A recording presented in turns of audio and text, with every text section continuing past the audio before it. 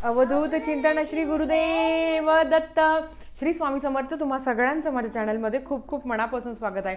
आजचा दिवस तुम्हाला शुभ जाऊ. स्वामी कृपेने तुमच्या सगळ्या चांगल्या इच्छा स्वामी महाराज नक्की पूर्ण करो हीच महाराजांचरणी प्रार्थना करते आणि आजच्या व्हिडिओला सुरुवात करते. तर आपल्याला माहिती आहे की वटसावित्री पौर्णिमा ही 14 जून 2022 ह्या दिवशी आहे. आज मी तुम्हाला सांगणार आहे बघा, वटसावित्री म्हणजे ह्या दिवशी पूजा कशी करायची, काय उपाय करायचे, सगळे माहिती येणार आहे. पण आज मी तुम्हाला सांगणार आहे की अशा काही चुका ज्या महिला करता वटसावित्री पौर्णिमेच्या दिवशी, अशा काही चुका आहे ज्या तुम्हाला करायच्या नाहीये. लक्षात असू द्या, पौर्णिमेची सुरुवात केव्हा आहे ते मी तुम्हाला सांगणार आहे. तर लक्षात घ्या, 13 तारखेला रात्री 9:03 सुरुवात होणार आहे. 13 तारखेला रात्री 9:03 सुरुवात आहे आणि 14 तारखेला सायंकाळी 5:22 समाप्ती आहे. म्हणून 14 तारखेला खरं तर 12च्या दरम्यानच आपल्याला ही पूजा करायची असते. आपण महिला थोडंसं घरातलं काम सगळं आवरून किंवा थोडंसं ठेवून मग आपण पूजेला जातो. पण 14 तारखेला 12च्या दरम्यान किंवा 12 5-6 नका करू, 12, 12:30, 1च्या दरम्यान तुम्हाला ही पूजा करायची आहे. आपल्याला माहिती आहे की सावित्रीने सत्यवानाचे प्राण ह्या दिवशी परत आणले होते. म्हणजे हा जो दिवस आहे हा फक्त आपल्याला एकच दर्शवतो की महिला किंवा एखाद्या स्त्रीने जेव्हा मनात ठरवलं तेव्हा ती कोणतीही गोष्ट ती शक्य करू शकते. म्हणजे यमाकडनं सत्यवानाचे प्राण परत आणताना तिला कितीतरी संकटांचा सामना करावा लागला असेल. भरपूर त्यांना अडचणी आल्या, पण त्यांनी हिंमत न हारता या सगळ्या संकटांवर मात केली.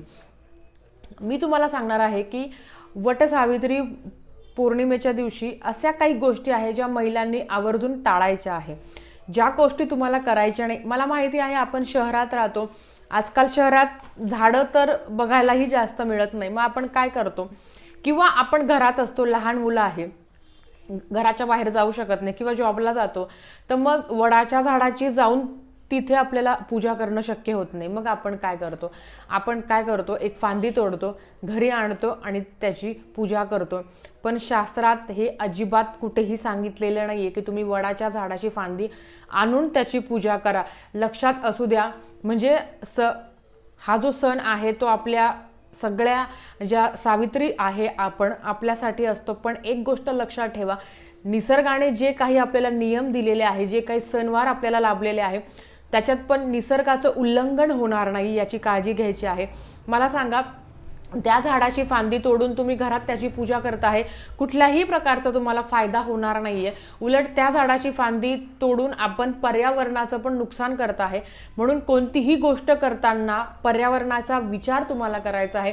म्हणून तुम्ही जर अशा काही गोष्टी करत असाल की फांदी आणून त्याची पूजा करत असाल तर हे चुकीचं आहे. हे शास्त्रात याला मान्यता नाहीये. मग तुम्ही काय करायचं, तुम्हाला माहिती का, वडाची झाड आपण छोटासा झाड रोपटं आणायचं, त्याची पूजा करायची, पण ते झाड जगवायचं देखील आहे.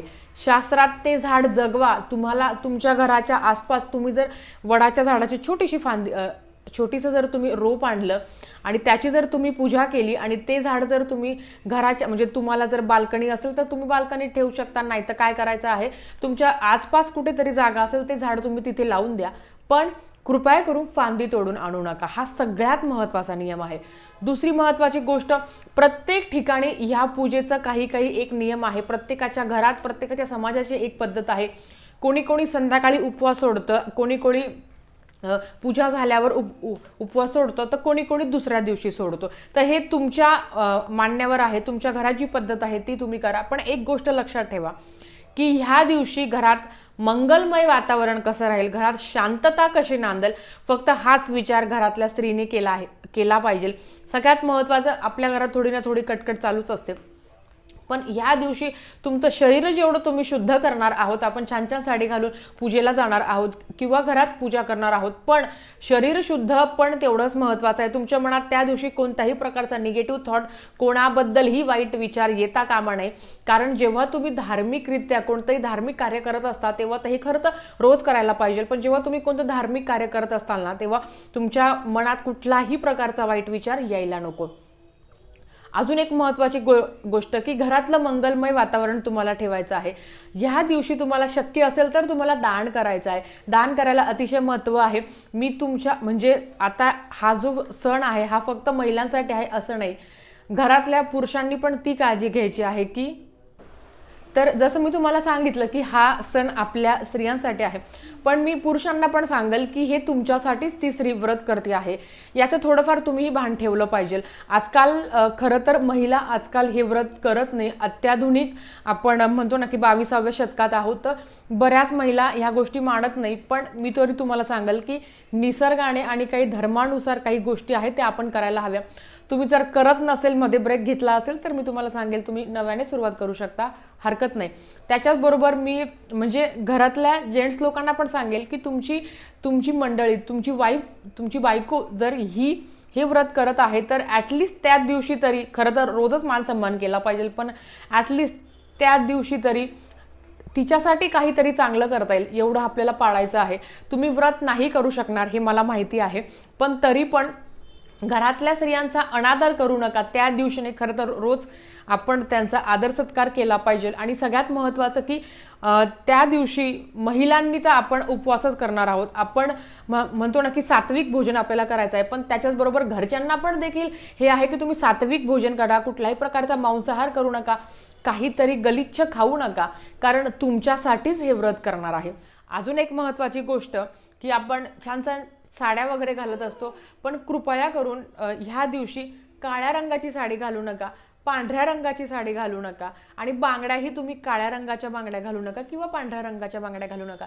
लाल आहे, हिरवा आहे, केशरी आहे, पिवळा आहे, ह्या कोणत्याही कलरची तुम्ही साडी घालू शकता, पण काळ्या कलरची साडी घालू नका. तर अतिशय छोटीशी माहिती होती जी मला तुमच्यासोबत शेअर करायची होती. झालेली सेवा महाराजांच्या चरणी मी रुजू करते आणि आजचा व्हिडिओ इथेच थांबवते. सबस्क्राईब करा. भेटूया परत अशाच एका नवीन व्हिडिओ सोबत. श्री स्वामी समर्थ.